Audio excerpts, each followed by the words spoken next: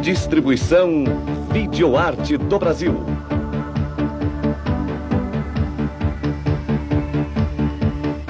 O poderio aéreo soviético. Versão brasileira SC São Paulo.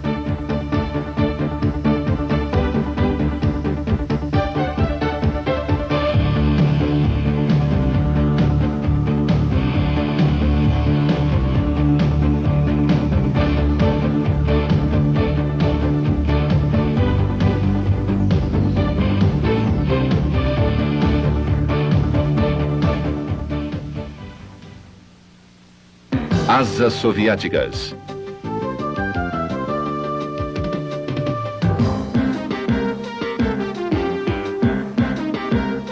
A Força Aérea Soviética está organizada de uma forma diferente da maioria das forças aéreas da OTAN. Na verdade, existem 3 forças aéreas distintas. A Força Aérea Principal, chamada de VVS em russo, a Força Aérea de Defesa, chamada PVO, e o Setor de Aviação da Marinha, o AVMF. A Força Aérea Principal, a VVS, controla os aviões táticos como os caças MiG-29 e os aviões de ataque a alvos no solo, os Sukhoi 25. Os helicópteros de combates como o Havok Mi-28. Os bombardeiros estratégicos como o Bear Tu-95, as aeronaves de transporte e outros.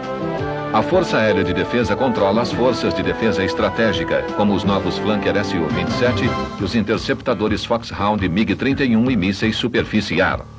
A Força Aérea Naval é o menor setor e inclui helicópteros com base em navios como Hormon, Ka-25 e caças navais como Forger e Yak-38. Na União Soviética, as aeronaves são batizadas com o nome do chefe do departamento de projeto que desenvolveu o avião. Por exemplo, o Su-28 Sukhoi recebeu o nome de Pavel Sukhoi, que dirigiu o departamento até seu falecimento em 1975. Mas para nós o nome que é sinônimo de caças soviéticos é MiG. MiG é o acrônimo dos nomes Mikoyan e Gurevich, os fundadores do departamento de projetos do MiG. O atual diretor do departamento do MiG é Rostislav Beliakov. Beliakov juntou-se ao departamento às vésperas da Segunda Guerra Mundial, durante o projeto do MiG-3, que é considerado o caça mais importante do departamento de projetos soviéticos.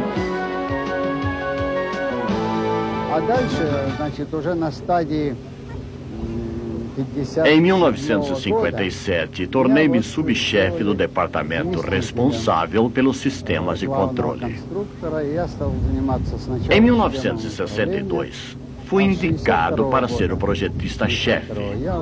E desde então, tenho passado por toda a variedade de operações. Em outras palavras, comecei na supervisão dos trabalhos, desde o MiG-25 até os mais recentes, o MiG-27, MiG-29 e MiG-31. Ainda não apresentamos os MiG-31, mas acho que o faremos em breve. Ele opera para a Força Aérea de Defesa, a PVO. As aeronaves soviéticas são projetadas com prioridades diferentes das aeronaves ocidentais. Sergei Sikorsky, um famoso especialista em aviação soviética, filho do lendário Igor Sikorsky, pioneiro dos aviões russo-americanos, explica. Invariavelmente, as aeronaves soviéticas são um pouco mais pesadas que suas correspondentes ocidentais. Invariavelmente, elas terão a tecnologia adequada às tarefas para as quais foram projetadas. Qualquer tecnologia que não seja necessária para aquela missão específica e para aquela tarefa específica não será incorporada a essa aeronave. Simplesmente porque a aeronave é projetada, é destinada mais para o combate. Embora nossas máquinas, arrisco a dizer, sejam projetadas para uso em tempos de paz e, em último caso, talvez entrem eventualmente no combate. Isso é consequência da experiência soviética na Segunda Guerra Mundial, onde foram usadas aeronaves simples, mas resistentes. Também é parte de uma filosofia soviética que diz que se você vai usar uma aeronave, deve usá-la como usaria os tanques, os veículos blindados e as pessoas. Ou seja, você joga uma quantidade maciça contra o inimigo, toma as suas decisões táticas e consegue a sua vitória independente das perdas que sofra. Consequentemente, você precisa de algo mais barato, mais fácil de construir em grande escala. Fulcrum.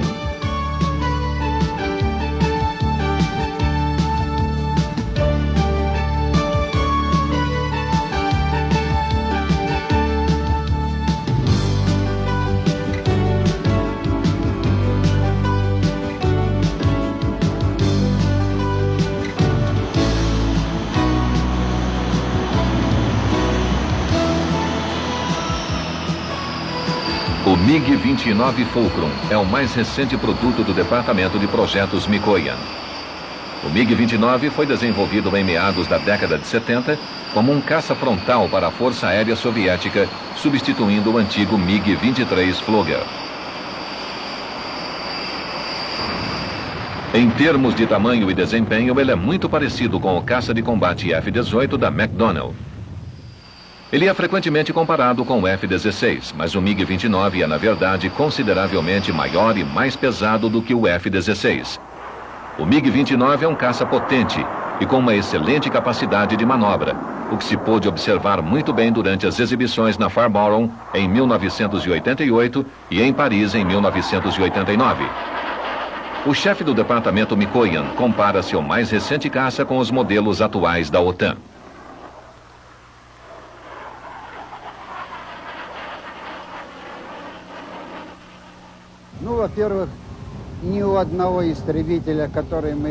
Antes de tudo, nenhum dos outros caças aqui presentes tem a relação peso-potência que o nosso tem. Segundo, temos uma combinação muito bem sucedida entre uma configuração aerodinâmica avançada e alto empuxo que permite o seu uso em uma grande variedade de missões. Mesmo na decolagem, temos uma relação peso-potência maior. Nenhum caça aqui, exceto o Su-27, tem uma relação tão alta. Esse motor oferece um empuxo particularmente alto comparado ao das aeronaves ocidentais. Portanto, a relação peso-potência na decolagem é maior que em qualquer outro. Um nível muito melhor que de qualquer outra aeronave. Segundo, nenhuma aeronave europeia ou americana tem um sistema de armamento integrado como o nosso. Uma combinação entre o radar tradicional e rastreadores eletroópticos e o sistema anti-missile helmet para designação de alvo. Isso permite a transferência de informações de um sensor para outro, oferecendo uma solução de ataque. Eu diria que isso é o mais importante. A combinação de um sistema de controle com uma aerodinâmica avançada e uma alta relação peso-potência.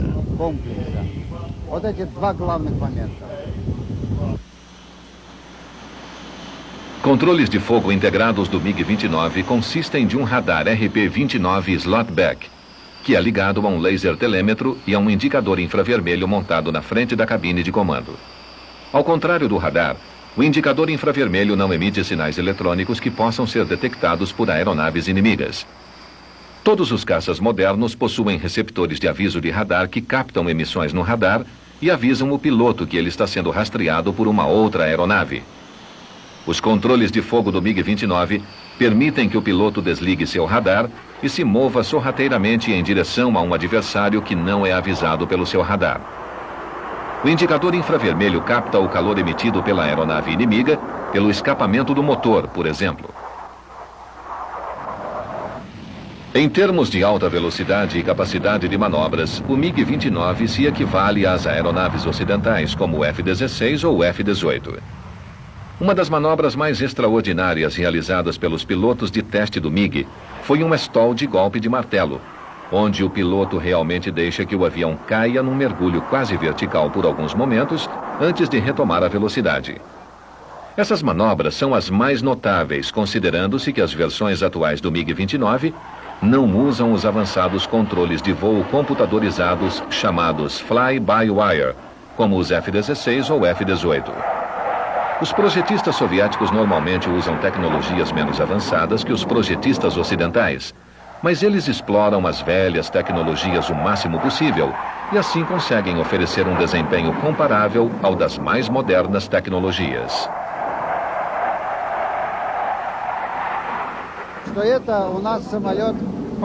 Este é o nosso último avião com o sistema comum de controle mecânico. Todas as futuras aeronaves desenvolvidas por nossa empresa estarão equipadas com controles fly-by-wire. Este avião foi projetado há muitos anos e naquela época não tínhamos muita experiência com a engenharia do fly-by-wire. Como resultado, usamos um sistema de controle mecânico, mas acrescentamos características automáticas em todos os canais de controle. O MiG-29 é equipado com um avançado sistema de ejeção que demonstrou sua eficácia durante um acidente na Feira Aeronáutica de Paris em 1989. O motor direito falhou ao engolir um pássaro. De forma notável, o piloto sobreviveu sem um único osso quebrado.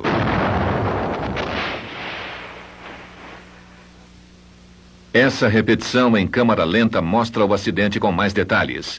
O motor falha. O piloto tenta recuperar o controle. O sistema de ejeção propulsado a foguete lança o piloto para fora. O paraquedas freio abre o paraquedas principal do piloto. O piloto está livre quando a aeronave bate.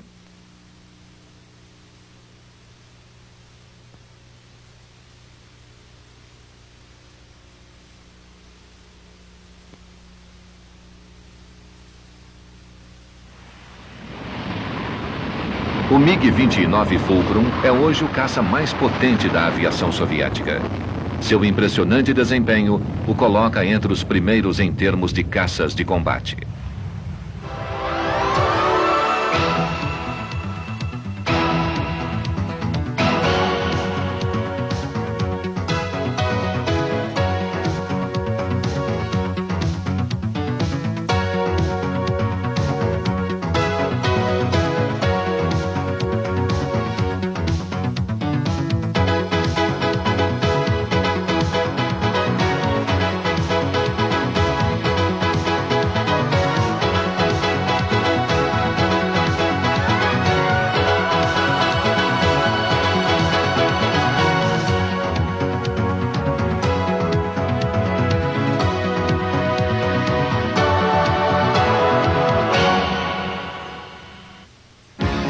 Frogfoot.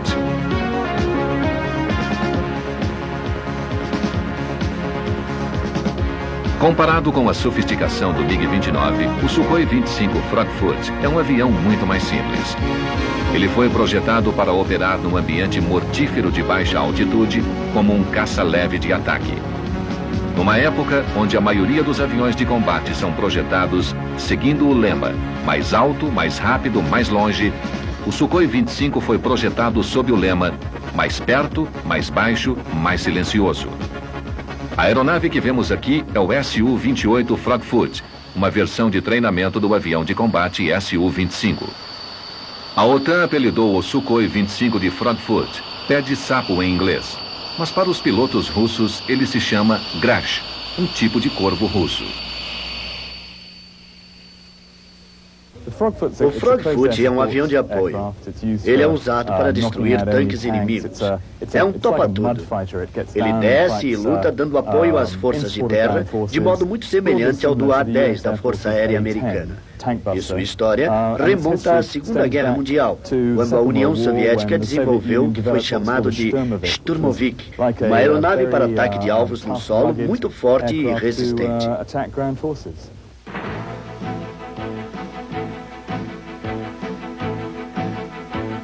O Sukhoi 25 é um misto entre o Jaguar europeu e o A-10 americano. Ele é menor e cerca de 50% mais leve que o A-10, embora sejam usados em missões semelhantes.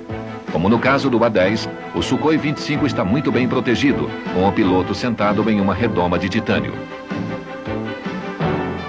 As armas do Su-25 incluem um canhão duplo de 30 mm no nariz, que pode ser usado para atacar veículos blindados leves. As asas podem transportar até 8 bombas de 500 kg ou mísseis. O Frogfoot foi usado pela primeira vez na Guerra do Afeganistão em 1980. Ele foi apelidado de jato alemão pela resistência Mujahideen. Ele recebeu esse nome devido ao desprezo que os Mujahideen tinham pela má precisão dos bombardeiros soviéticos. O Frogfoot passou a ser temido e respeitado como um avião de ataque muito potente. O maior inimigo do Sukhoi 25 Frogfoot no Afeganistão foram os mísseis portáteis, como o míssil americano Stinger. O coronel Alexandre Rutskoy foi abatido por um Stinger quando pilotava um Frogfoot em 1985. Para frustrar o Stinger, os soviéticos incorporaram um sistema luminoso na traseira do avião. O míssil infravermelho capta o calor do escapamento dos motores do avião. O sistema luminoso cria imagens falsas de calor que podem confundir o míssil quanto à localização verdadeira do avião. Além da versão básica de ataque a alvos no solo, também existe a versão de treinamento do Frogfoot, como o Su-28 para treinos gerais.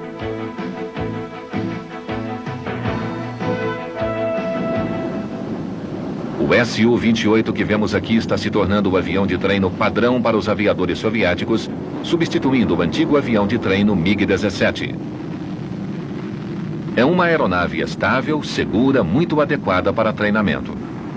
Ela também está sendo usada para treinar a primeira geração de aviadores soviéticos para o novo porta-aviões soviético.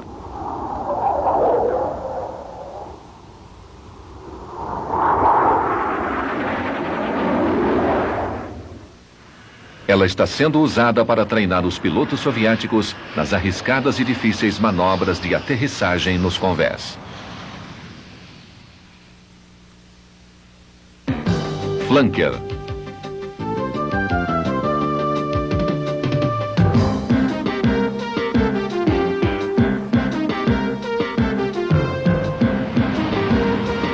Um outro parente do MiG-29 Fulcrum é o Sukhoi Su-27 Flanker. O Sukhoi 27 foi desenvolvido para a Força de Defesa Aérea Soviética, a PVO, para interceptar bombardeiros de voo baixo. Os radares dos interceptadores soviéticos anteriores, como o MiG-25, não eram capazes de rastrear uma aeronave que estivesse voando abaixo deles em baixa altitude. O advento de bombardeiros de baixa altitude, como o B-1B americano, fez com que os soviéticos desenvolvessem o Su-27 Flanker como um antídoto. O Sukhoi 27 possui um radar sofisticado que pode captar aeronaves que voam em baixa altitude e atacá-las com mísseis teleguiados de médio alcance ou mísseis infravermelhos. O Flanker também pode ser usado ofensivamente como um caça de escolta.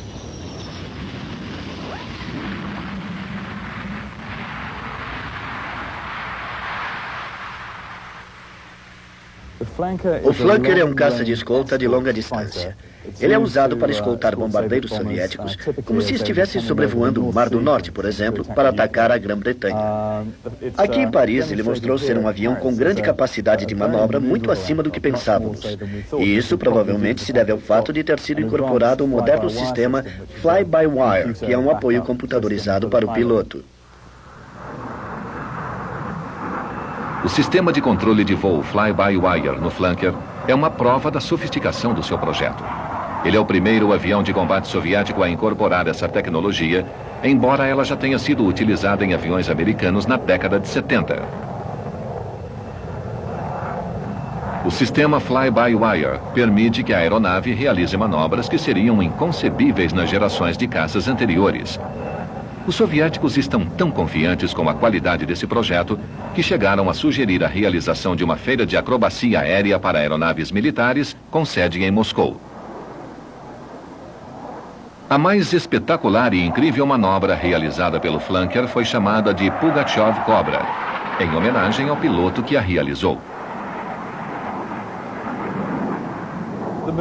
A capacidade de manobra do Flanker surpreendeu a todos em Paris. Ele apresentou manobras que os soviéticos chamaram de cobra, onde o avião se inclina violentamente, derrapa para trás e depois dá meia volta sobre a asa e recupera o voo normal. Embora isso possa dar a impressão de ser apenas uma manobra extravagante, se usada taticamente pode ser muito útil para reduzir a velocidade da aeronave em combates táticos.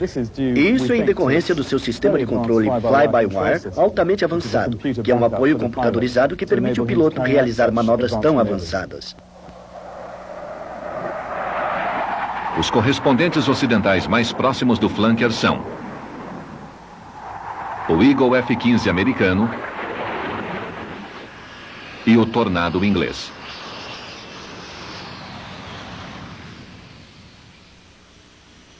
O Sukhoi 27 é maior que o F-15. São cerca de 22 toneladas de carga de combate contra 19 toneladas. As duas aeronaves possuem uma impressionante capacidade de manobra e ascensão.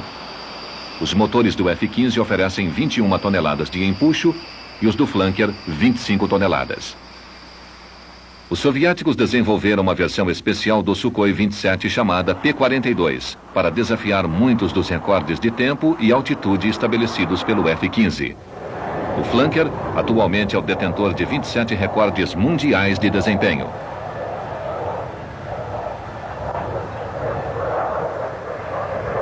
É difícil comparar as capacidades atuais de combate das duas aeronaves. Os combates aéreos não são mais decididos pela velocidade e capacidade de manobra. A qualidade dos radares e dos mísseis é decisiva. No momento, o Sukhoi 27 pode rastrear e atacar apenas um alvo por vez com seus mísseis R-72 guiados por radar. Por outro lado, o F-15 pode atacar alvos múltiplos simultaneamente com o novo míssil AMR-AAM. Mas ainda existem muitos mistérios em torno do desempenho do Sukhoi 27. E ainda é muito cedo para apreciações definitivas. Além do Sukhoi 27 com um único assento, existe a versão de treinamento com 2 lugares, o Sukhoi 27UB. A possibilidade do Sukhoi 27UB de 2 lugares participar de combates tem sido bastante questionada. Quando a versão de 2 lugares do Flanker foi apresentada, quando ele foi apresentado para o Ocidente, alguns analistas acreditaram que ele seria a resposta soviética para o F-15E, que é uma versão multitarefa do Eagle para ataques ar-ar e para ataques em alvos no solo. Mas depois de conversar com os soviéticos e outros analistas, confirmou-se que esse avião é usado exclusivamente para treinos.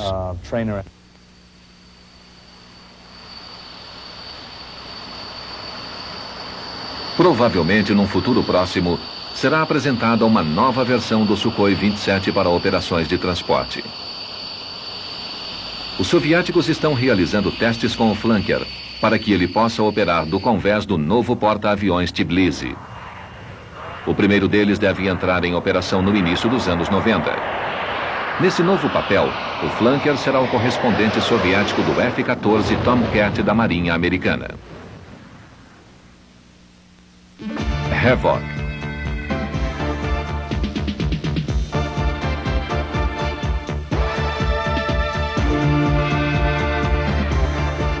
O novo helicóptero de ataque Mi-28 Havoc substituirá o Mi-24 Hind na década de 90. O desenho do Havoc é resultado da experiência soviética no Afeganistão, especialmente das grandes perdas de helicópteros como consequência dos ataques de solo de fuzis e metralhadoras.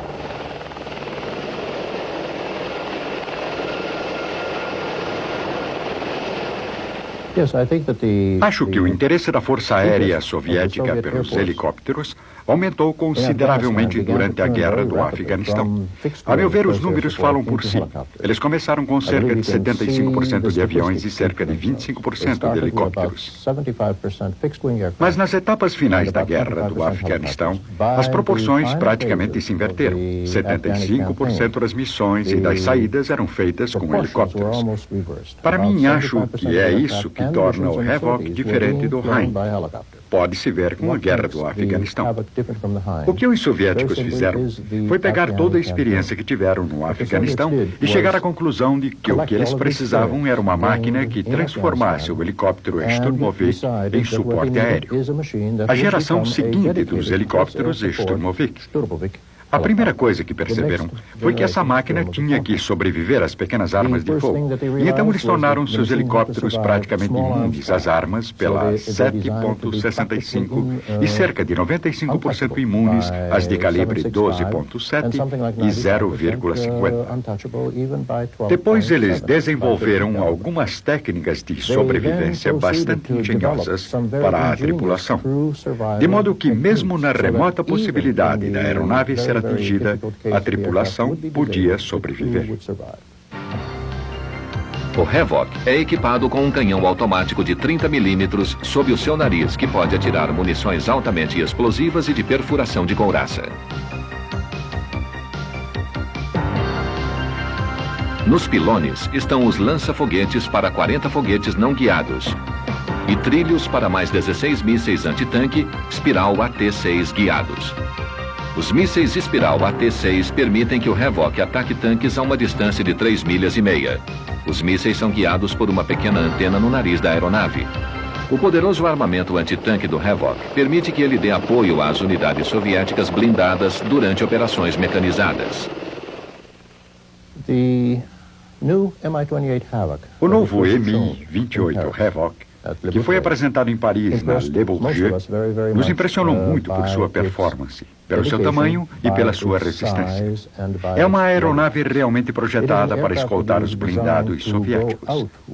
Ela tem capacidade de ficar um período de 3, 4, 5 dias sem precisar voltar à base aérea e não precisa de nenhum recurso sofisticado de manutenção.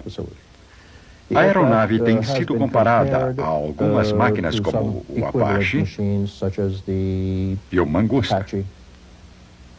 Eu a colocaria numa categoria diferente, porque, afinal de contas, ela é mais ou menos 50% mais pesada e mais ou menos 50% maior que o Apache.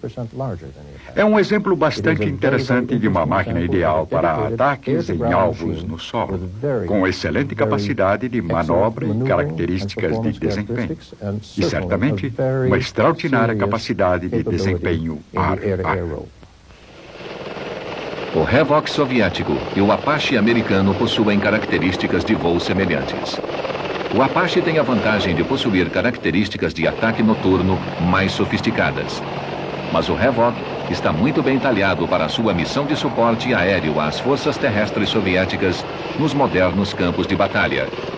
À medida que o véu de segredo vai sendo lentamente retirado, começamos a ter uma outra perspectiva dos aviões de combate soviéticos.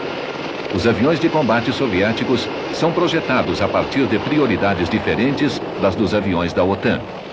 A aviônica soviética é geralmente menos sofisticada, mas não há dúvidas quanto ao extraordinário desempenho aerodinâmico dos Red Falcons.